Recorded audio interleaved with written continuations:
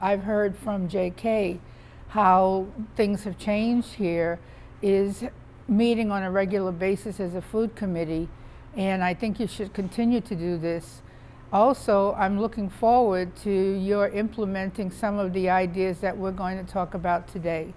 And I noticed that you had a lot of input into the changes that, have been made over a period of time. And I want to know from you how you feel about these changes that were implemented. The food has improved a lot. Would you like to learn about more spices and condiments?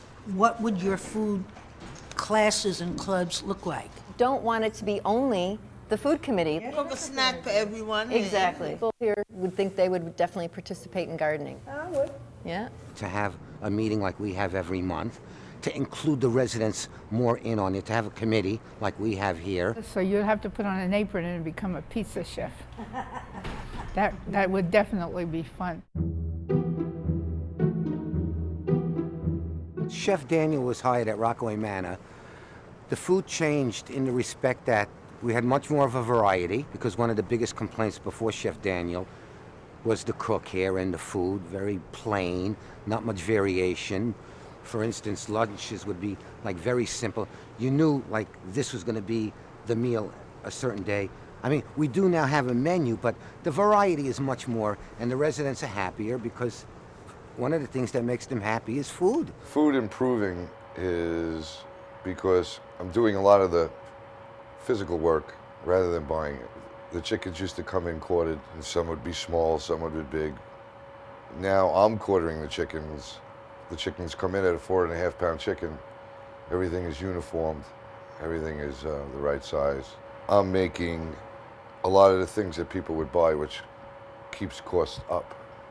If I'm here, why not make it, is my motto. Yes, I think I'm open. I occasionally walk in the dining room. I ask them how things are. They're always updating, telling me what they like and dislike. So far, 3 food resident meetings, they have nothing to complain about. To persuade another operator in a facility like this, 2 major concerns would be money, financially, and aren't you tired of the complaints? Not only does it trickle down from there, it trickles down to a happy resident, the social work is happier, the residents, I mean, it just trickles down across the whole board.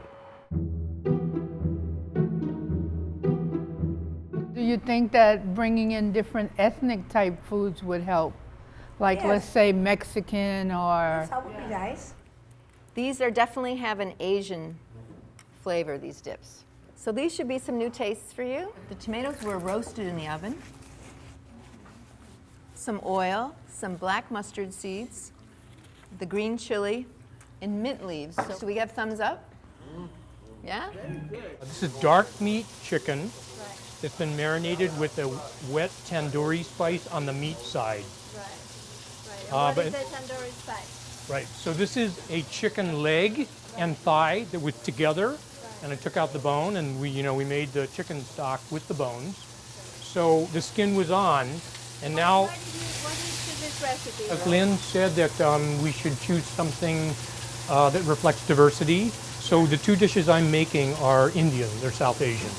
Okay. So they're full of flavor. You use an American chard. Okay. All right, chicory, beautiful. escarole. Okay, I think this it should be beautiful. This dish it should work, and the flavors are totally different. So that's what we want to bring, different flavors. All right. Tell me again, why did you choose this? I choose it because I like the flavors and because the ingredients for this dish, which are cauliflower, main ingredients, cauliflower, potatoes, actually tomatoes, you cook them all separately. And then when you put it together, it has much more flavor. It couldn't be a main course because it doesn't have enough protein. Is that It probably has right? some protein. Taste is very good, though. With the But what I potato- love about this dish, minus the chickpeas, you could use this as the starch Yeah. instead of the rice with the tandoori or with anything. Right. There And you you're go. killing 2 birds with 1 stone. I don't have to plate 3 things, I'm plating 2 things. You said it can be substituted with sweet potato to make a different color, which brings different vitamins, vitamin A. which is actually part of the regulation here. We need to bring orange vegetables. Colors and nutrients. I also think that the breadcrumb adds a whole other level of texture that they're not used to you having want with the their. crunch. They're not used to having that with their veg, so I think it's really nice. Frozen cauliflower, right? Not mixed, you just buy Yeah, frozen cauliflower. Okay. Yeah, I'd get the florets. This is no problem with this being kosher, right? Nope. Meat. They want Chicken, meat. Yeah. beef. Well, but that's what we're Fish. gonna try to change their attitude towards me. And Right. So James had a good suggestion for something green. I said bok choy. He said peas. I think that peas is a great idea.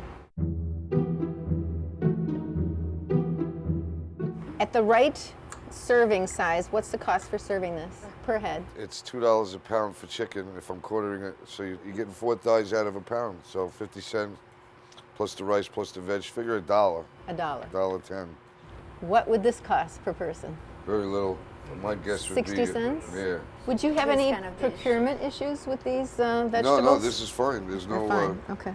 The chicken stock. Did you cook anything with chicken stock? Mm-hmm. No, then. But you could use vegetable stock. Doesn't have to be. Yeah. So we'll just change it to vegetable stock.